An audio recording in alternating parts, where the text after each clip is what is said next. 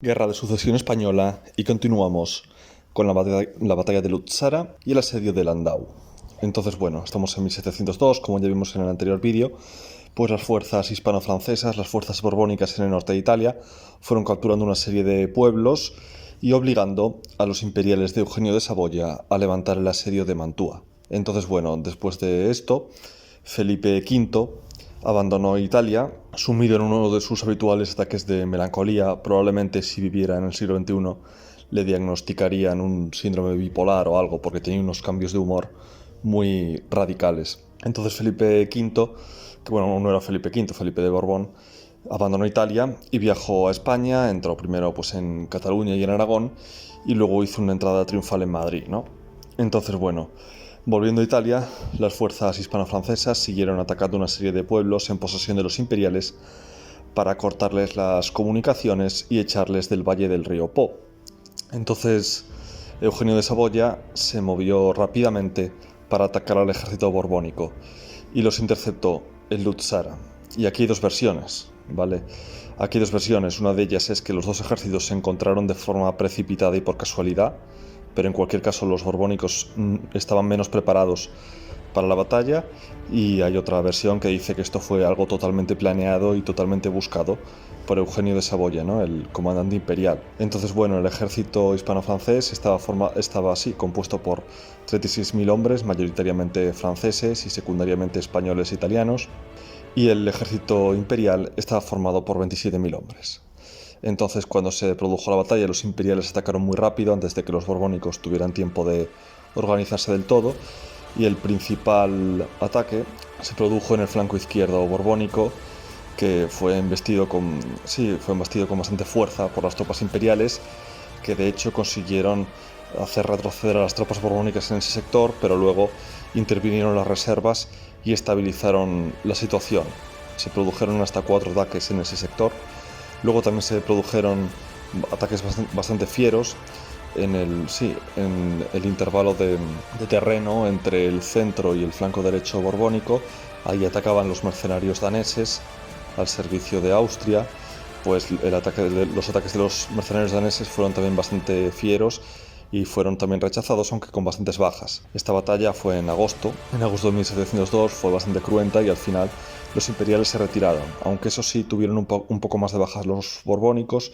Los borbónicos tendrían unas 4.500 bajas por todos los conceptos y los imperiales unas 3.000 y algo. Aunque los borbónicos tuvieran más bajas, los imperiales tuvieron que retirarse no solo del campo de batalla, sino de todo el valle del río Po y replegarse a sus bases en Módena, abandonando la iniciativa en Italia. Entonces, bueno, a nivel estratégico se puede decir que quizás fuera una victoria borbónica, aunque tuvieran más bajas. Aunque bueno, lo cierto es que ambos bandos reclamaron y celebraron la victoria. Entonces, bueno, esto en Italia.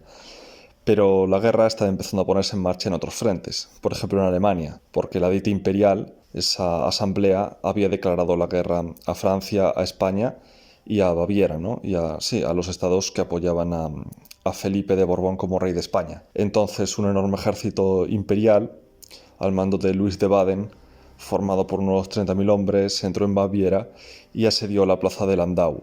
Las pocas fuerzas francesas que habían allí en Baviera, pues no pudieron hacer nada para impedir esto, ¿no?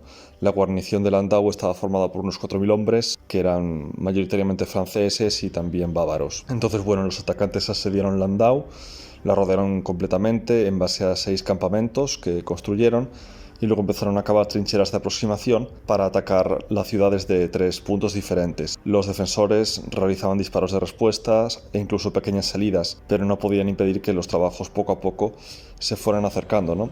Entonces los franceses lo que hicieron fue poner minas en sus defensas exteriores para que cuando tuvieran que abandonarlas, pues volarlas y llevarse por delante a la mayor parte de enemigos posibles. Pero los imperiales vieron esta jugada y cavaron contraminas con las que neutralizaron las minas francesas. Poco después los atacantes, los imperiales, conquistaron la contraescarpa tras una dura lucha, y luego bombardearon y minaron tan fuerte uno de los fuertes, que era el fuerte de la Reina, que lo redujeron a un montón de escombros, y los franco-bávaros fueron obligados a abandonarlo y replegarse. Entonces, una vez avanzado de esta manera y los defensores ya se les estaban agotando las provisiones, podían comer pan, Podían comer pan, pero les faltaban otros alimentos, con lo cual obviamente tenían una dieta muy pobre, les escaseaba el plomo y fundían el plomo de las ventanas para fabricar munición, pero les estaba empezando ya a escasear las municiones y habían sufrido bastantes bajas y al final decidieron rendirse. Y la ciudad de Landau cayó en manos de los imperiales, que seguirían intentando progresar en el interior de Baviera, ¿no?